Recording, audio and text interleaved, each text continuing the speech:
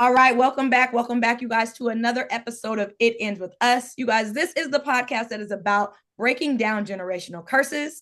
I am your hostess with the mostest, Brittany Wilder. And you guys know that I empower divorced women to reclaim their identity and rise again in their peace, their confidence, and their divine power. And I have another amazing guest. I met this gentleman at a love and alignment wellness event, you guys, this weekend. It was so dope. He had so much to say. He is in the field of AI. He is killing it in what he does. And I just knew I needed to get him on here to talk about generational curses. So go ahead and welcome in our guest for today, Mr. James Williams. I'm going to allow him to introduce himself. Welcome. Okay.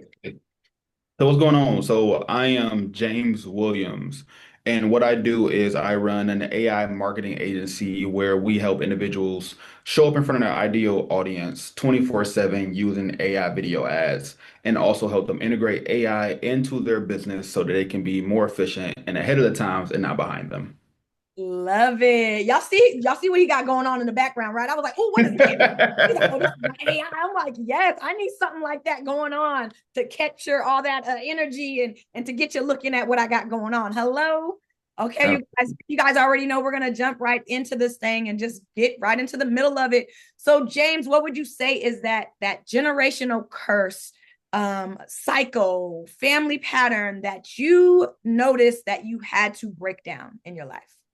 It'd probably be like wealth and mindset. Wealth and mindset has probably been the biggest things, mainly because it's not that the family that I have don't have wealth because wealth can be interpreted in many different ways, but in particularly financial. Especially to still be inside of my 20s, making the type of money that I've made in a short period of time and being willing to take the risk. And I tell people all the time that I was fortunate enough to have an unfortunate life because if it wasn't for those things, I wouldn't be where I am right now. To give some context to that, the many times that I have been homeless, put out on the streets, any number of the things that I've been through to kind of get to this point here, I think all of it was like building blocks.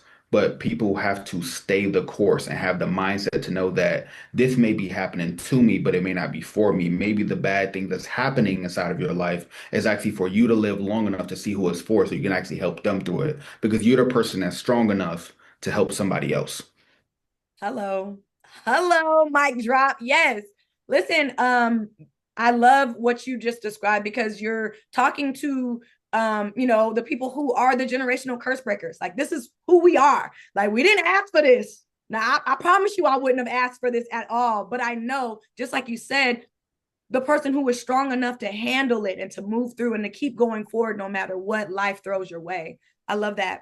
Now, how did this pattern of the wealth and the mindset, how did it show up in your life? Was there like a aha moment where you're like, okay, like I got to get this in order or else, it's just going to be a recycling cycle over and over and over again with this wealth and mindset in mind when it comes down to looking at what my family has gone through, that sort of thing. Was there like an aha moment, a moment where, it was just like, I got to do this. I got to figure this out. Oh, well, yeah, that's several moments, in fact. Bro.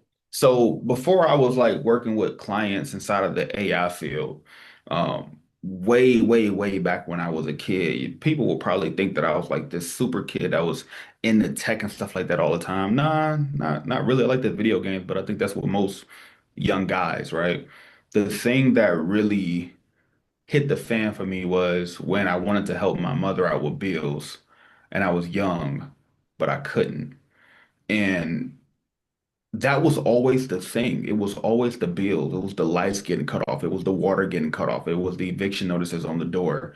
It was there's no heat inside the house, so we have to boil snow in order to create steam heat for the house and like wash up with that and cook with the same, like cooking with snow. Like to put those things into perspective, I was like, okay, yeah, I became very resourceful because of this, right? But I knew that this wasn't normal. So what actually ended up happening was I tried to get a job, Yeah. but they told me I was too young. When Mm, you are of a certain age, I don't know what it's like in other states, but I grew up in Detroit, Michigan.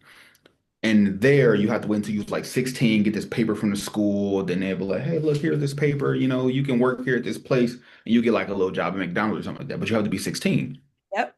So I'm like, In Washington, that's the oh, same. same thing? Yeah, yeah. Okay. Actually, let you get like a half day to work, which is nice. But yeah, Okay. So I'm sitting there and I'm like, whoa, I'm not that age. What if I still need money? What's supposed to happen? And I did some things that I probably shouldn't have done in order to get money, like, sell drugs, all the different types of things like that. It just happened. It was the area that I grew up in. But then around eighth grade was the first time where I got cavity searched, and I was like, oh yeah, nah, nah, nah, nah. And wow. for people who don't know what cavity search is, they basically they dig in places that shouldn't be dug in to try to make sure you ain't had drugs somewhere. And I'm in the eighth grade when that happened. So then I'm like, yeah, nah, I think I'm kind of good on doing this stuff inside of the school because I was slanging stuff to the teachers and everything. It got Interesting. to a point. As a former Yeah, teacher, I mean, okay. yeah. Hey, look, we ain't Hey, gotta get into it. hey. We ain't gotta get into it. So, But from that transition, I started selling candy. And I'm talking about like actual candy, like Snickers, Twix, Kit Kats, Reese's, Cookies, Cream, Hershey's, Starburst, Skittles, Extremes, all these different things.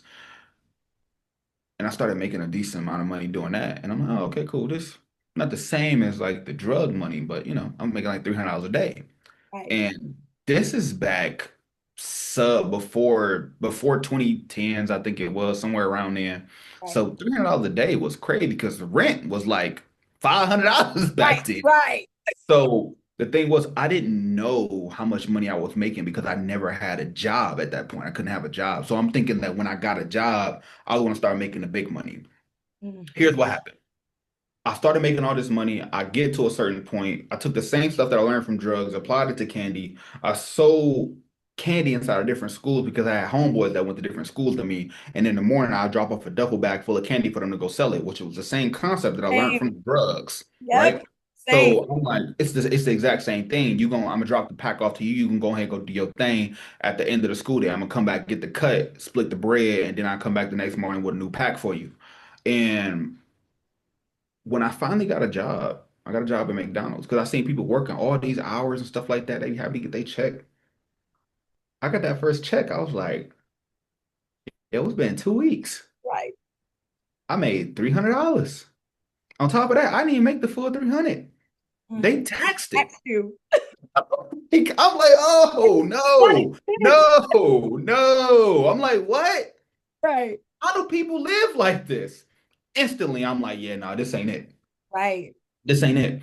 I knew that there had to be something different because I'm like, there's no way that people are really living like this. It's just not, this can't be real. And Right. the whole time I used to look at adults like, man, y'all go and y'all work at this place all day. Yep. Y'all gotta be rich. Nah. I could after that happened, I couldn't fathom like having regular jobs by itself. So I would still work the job because I figured that helps me. That was just the money I needed for the restock for the candy and stuff like that. Right. I did the same thing even when I went to college. I went to college. I was working a couple of jobs. I tried to focus just on school. I'm like, no, this ain't working. My roommates wasn't paying rent at the time, so I had to go back to selling candy because I'm like, I know how to make the money off of this stuff. So I started selling candy again. Then I got into like drop shipping and understanding how to sell things online and just kind of kept going from there. But that was the start because every single step that I went to, whether it was when I was younger, when I got into high school, when I got into college, the same thing kept persisting where there was me working a job, other people working a job, and I'm like, do y'all not see this? Like that we're not making this much money. The fact that I was renting out apartments when I was in college, and I'm thinking like, well, if this apartment is renting for $1,090 a month and you're paying me $13 an hour, there's so much stuff that's here. Oh, wait, hold on. I do have to give me one moment. I do have to take this one Okay. thing. I'll One put you on moment. pause. Okay. Okay. All right. So that's really one of the biggest things that every level I got to, I didn't understand how people could still work the regular jobs. When I seen that I was working at this apartment building and it had over 200 and something units. I'm getting paid $13 an hour. Y'all charging people over $1,000 a month each month. And I did the math, and that was just for the one bedrooms, not even the twos or the threes. If Mm, you already charging them $1,000 on average, if you already have 200 units, that's $200,000 a month correct. Easily. for one property. And I'm getting paid $13. Uh-huh. Like, imagine if after your work day, let's say after an hour, somebody walked up to you, gave you two fives and three ones. Mm-hmm. Like when you actually physically picture it, and it's not just a check that's coming to you. If somebody walked up to you and say, "Look, I'm paying you $10 an hour," and you got done, and somebody gave you a five and five ones, Yeah. that'd No. be crazy. That'd be Right. crazy. But Yeah. we're taught to work hard. That's what that I know that's what my granddaddy daddy would always be like, we're Harrises. We work hard. That's what we do. Just get a good job. Just get a good paying job, baby. Every time I turn around, you're going to school for something else, right? I had 6 jobs, always moving, went to school full time, ambitious because, like you said, this don't make no sense. This is the wrong president. I get my check. I'm like, hold The wrong president. the wrong president. What's up? So it's like when you think like that, it's like you gotta push past what you grew up around, right? What we were taught to work hard, get a good paying job with the county, get a good paying job with the state, with the government, right? And then you realize that that's not even sturdy or stable, right? Because here we are these people that have lost these jobs, and Hmm. we're working the jobs and we're not getting paid what we're valued, what we deserve, right? $13 an hour. I don't think so. Yeah. Like, uh, Yeah, it's crazy. I don't see how people can survive off of the money that's being paid in today's age. I just, especially like living in the US. If you live in a different country, maybe. But yes, like the way things cost nowadays, average like car payment is around $400 or $500. You got to think about how many hours of your life that actually is. That's what I constantly yes, think about. I don't measure money in like money, but if you're being paid by the hour, and in a sense, everybody's paid by the hour, but if you're getting paid by the hour from this job, I think about how many hours of your life does your actual life cost you, correct. right? Like how many hours is your rent? How many hours is your car? How many hours is the insurance? How many hours did you just eat on food? Right. Absolutely. Yeah. Yeah. It changes your perspective. Right. But that's what it's about. Like that is what we're talking about, breaking down that generational curse of having to work so many hours. And I think that the average American has all these side gigs now, right? Because you can't make it off the $13. You doing Uber and Lyft and DoorDash in the midst of this, and you still recognize that you're still utilizing all that time. So now you don't have no time to just simply pour into yourself. And now you're broken down and your health is down, and it all trickles into each other. So that's such a good point that you brought up. Last Yeah. question. What are those tools, the practices, the faith strategies that helped you break free from that mindset of overworking yourself and getting paid nothing? What? There, there's a few different things, right? Um, I like to say that frameworks is how our brain works. And I have a few frameworks that I tell people, right? And I teach this to all of the people that's in my program because not just do I work in like the AI field integrating for other businesses, I also teach people how to use AI. So I have a community as well for people who want to learn how to use AI. Yes. And the thing that I tell them all the time is that in order for anybody to become successful, there's just pretty much 3 steps. There's mindset, skill set, and a work habit. If you have a mindset, skill set, and a proper work habit, I don't see where you can't get any result that you want. The first thing is always going to be the mindset because even if you don't, it doesn't matter if you work really, really hard and you have all of the skills. If you don't have the mindset piece together, you will self-sabotage yourself Yep. every single time because you don't believe that you're supposed to have it. And that's one of the biggest things that I see with most people is going through imposter syndrome. Like I see this with all the clients that I work with too, and I'm working with clients that's making 7, 8, even 9 figures, and some of them even still suffer from imposter syndrome. I'm like, even Yep. at 9 figures, I'm like, you got more money than me. I'm like, how are we, and it's hard for me to fathom it, but if you're not properly doing the things for your mindset, it makes it difficult for you to develop the other things, right? Because if you don't have the mindset, then the skill set is the thing that comes next. Skill set determines what people will pay you for. Because even if you have the mindset, you say you want to be a mindset speaker or something, right? Speaking is a skill. It is. So you still need some form of a skill to exchange in the marketplace in order to get back money from the thing or get back any type of value. It don't necessarily have to be money that you're shooting for because not everybody wants to be like super rich. Me, I do. But I like know for you. everybody else, say, look, we right there with it. You know what I'm saying? But Not playing. not at all. But after the skill set, though, is the work habit because you can have the mindset and the skill set, but if you're lazy, you won't get anywhere. Well, Yeah. the saying they used to tell me all the time when I used to run track, they used to tell me, hard work beats talent when talent doesn't work hard. And Mm, we have to be to the case where we do have to work hard, right? Now, some people say work smart, not hard. No, work smart and hard. Like, why are we choosing? And right. I remember one of my mentors a long time ago, he told me, poor people think either or, rich people think both. Yeah. And yep. Yes. That's Yes. strong. Yeah. We're always in and not or. We're the Yep. in people, not the or people. Right. Absolutely. And another framework that kind of shaped everything was what I call PAT, and that's PAATT.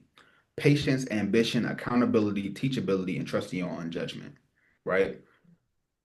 People need patience because patience is the thing that, let me specify this. There's a difference between waiting and patience. Yeah. I think some people get those things confused. Waiting is just kind of sitting there, hoping for something to happen, while patience is working while you wait. Yeah. While there, everything you're patient right now, right? So if you, I don't know if you work a regular job. If you work a regular job right now, you are being patient until Friday until you get your other thing. But what's happening in that meantime? You are still working Yes. until the paycheck comes, right? So we have to have that element of patience because sometimes it just takes as long as it takes. Some people want to rush the process, but not realizing that when you take the shortcuts, you get cut short, and the easiest shortcut that you can take is the long way around. So many people are dodging work, but not realizing that work is the actual thing that brings everything to fruition, right? Because I was told this a long time ago as well. There is no traffic when you go the extra mile because most people are not willing to do that type of work, right? But that's the patience piece. Then there's ambition. Ambition goes down to where is your drive at, right? You have to have some type of aspirations, but not just that. You have to actually go after them because there's a lot of people who have dreams, goals, and aspirations, but then they just talk about it. You Yep. have to have the ambition to actually go after those things. I'm not going to go too deep into that piece, but I do want to go into accountability. Accountability is a big thing because I believe that ties directly into why so many people have imposter syndrome.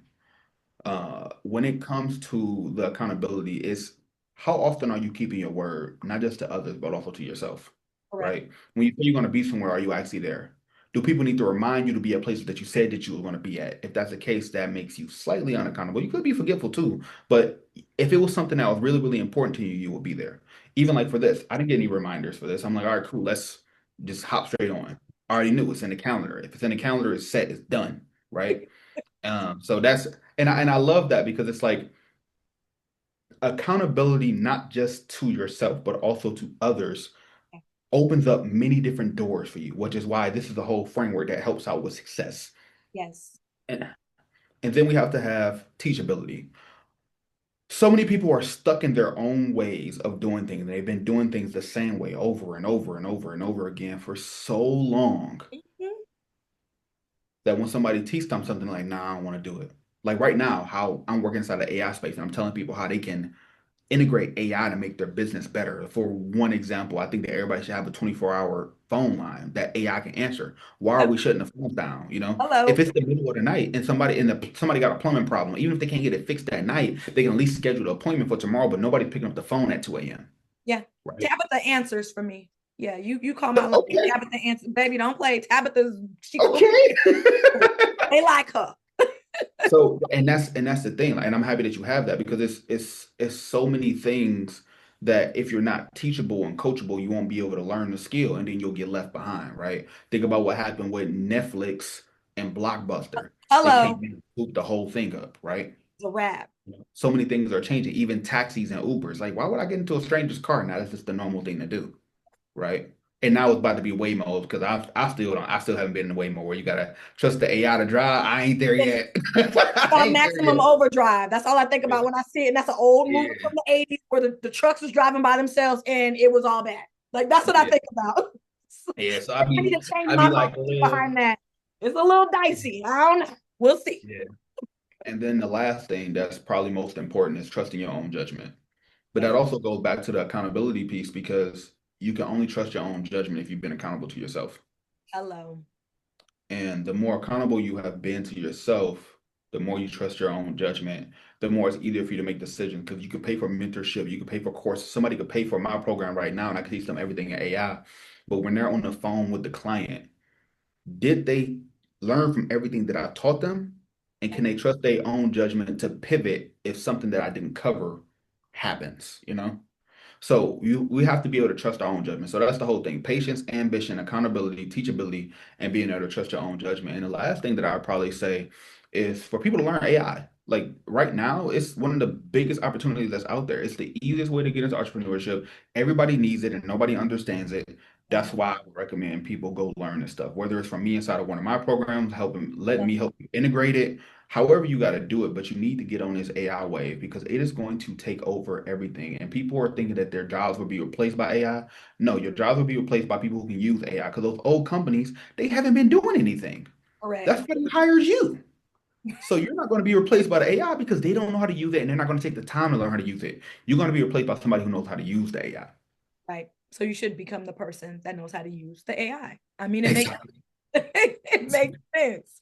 Awesome. I'm so glad you touched on that because the last portion is just what big piece of advice. I know you just said like AI, get in the wave, do it. Is there anything else, big piece of advice that you would give somebody who is currently in the middle of the struggle of needing to shift their mindset in order to get to their next step? Because the struggle is real. People are struggling with all kinds of things and they're trying to figure out where to go next. So, what is that advice that you would give somebody who is trying to currently break down the generational curse of my mindset? I have the same mindset as my family members. I'm trying to shift. I feel the shift, but I don't know how to take that action. What is that advice that you would give somebody?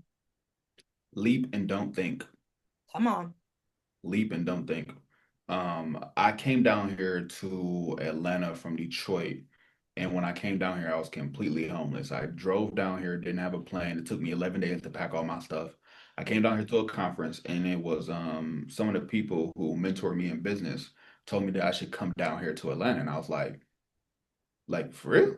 I was like, yeah, and I was like for real? And it was like, yeah, and I was like, okay. Oh, So I went back home, and when I went back home, I started packing my stuff up. And 11 days later, I was down here. I didn't know anybody that was down here. I didn't have a full plan for when I got down here. I thought I was gonna be able to do Uber. I was had a rude awakening that when you change states, you lose your Uber account. So now you have to reapply. So I went 2 weeks of not being able to make no money or nothing like that at all. So I was like, oh wait, didn't know that that was gonna happen. right, Like so, I had to figure out what I had to do. But if you grow wings on the way down, when you force yourself to do a thing, you typically do it. yeah, Even when in school and we had assignments we had to do, if we had 2 weeks to do the assignment, when we do it, like 3 days before. right, As long as you give yourself an expanded amount of time, you're going to take that long to do it. That's why I be telling like make month-long goals, week-long goals, quarter-long goals. When things start expanding out to a year, you're gonna take it. What you choose to make in a year, you can make that in like no time. For example, when I first got into AI, I learned that in around like 10 days, 60 days from that day, I made over six figures, yeah, right? So it's like if you give your and I'll specify with this too. I was about to get evicted out of my last place, so I had to do something. yes, But typically, if you're not forced to do a thing, we don't do it. yep, that's So right. you have to put yourself in those environments. One, be around the right people. So if Yep. you already know that you're going through that moment where your friends and family like, hey, look, yeah, come do this thing. We know we ain't supposed to be doing it, right? Smoking, Mm-hmm, drinking, mm-hmm, playing video games, hitting mm-hmm. the club. Every Out time in you the try to go up, streets. right? Everything. Yep. Every time you try to go up, you get that pull back down. That's part of the reasons why I left where I was from to come where I am now, because I believe sometimes you have to separate to elevate and you grow your wings on the way down. And let me specify that. You grow your wings on the way down by constantly developing yourself, not just leaving a place and hoping shit works. Right. You have to leave the place, and I'm not saying you have to have the plan and have everything scoped it out, but you need to know what the next step is. You don't need to know every step. You don't need to see past the clouds. You just need to know what the left foot is going to do, and then what is the right foot going to do. Everything else you can figure out along the way as you're going through your journey, because everybody's journey is going to look different. Everybody have different situations. Some people have kids. Some people like, all right, I don't know how I want to do this. But the thing is, you must leap, because if you don't leap, you'll be forced to at some point. And then at that point, you would have had no preparation, and it won't be on your own terms. It's That's either right. you're going to move or you're going to be forced to move. Come on, because that pressure hits when you have to do something. It's so different than you just saying, okay, I'm ready to do this. Like you said, that first, all you need to know is that next step. That next step. Because when we try to jump 10 steps ahead, it's like we're taken away from God's his work, like we're literally taken away from the miracles that he's gonna make happen because we're putting the action in place. So I love that. Thank you for sharing that. 100%, 100%. If there's one other thing that I'll probably give to the people about that is make sure you are staying guarded over your mind. So one thing that I did during the time that I was homeless and I was out here, every single morning I'll wake up and I'll listen to like motivational videos. I won't, and the same thing I said at the retreat that I met you at, people don't realize that every notification that you get on this thing called a phone is a public display of other people's priority on your life. The text messages, the emails, the social media notifications, all of those are going to pull you and pull you and pull you and pull you. And the thing is, you're pouring and you're pouring and you're pouring, but you got to pour back into yourself. So before you let anybody take from you, make sure you pour into yourself by putting those positive affirmations inside of your mind, listening to motivational videos, understanding your own psychology, meditating, reading, whatever the thing is for you. But just make sure you take the first hour out of your day for you before you give it to anyone else. Right. Love that. Absolutely. We're not pouring from empty cups, y'all. Y'all already know. Don't do that. It's not going to work Mhm. in the long run. Well, thank you for sharing all of this good information. I know that everybody is, taking notes, doing what they do. Um, I also want you to share anything that you have coming up, your programs, how people can get in touch with you, all of that good stuff. This is that time to, shameless plug, do your thing. Absolutely. So right now I'm getting ready to go on a entrepreneurship tour with him 500 and a few other entrepreneurs that's going to be massive inside the community. We're going to 5 different cities: Nashville, Dallas, Detroit, Atlanta, and Philly. So we'll be in all those different places. I'll give you a link or something like that probably by either end of the day or tomorrow that you can put with this so people can sign up for it. But also, people can find me on social media. I am James A. Williams, and that is I am James A. Williams. Yeah. And on any one of my posts, if you type the word group or AI, you can get inside of a community that I have. So I think that everybody should be able to learn AI. I've made a free community for people to be able to actually access. Once you sign up for there, then things can get taken off from there. And if anybody wants to work with me, same thing. Find me on all platforms. Instagram is probably the most likely. I am James A. Williams. And then I hope you get set up and integrate AI into your business. Come on, y'all. Listen, this was so good. Thank you, James, so much. You guys, we will see you on the next episode. Bye, y'all.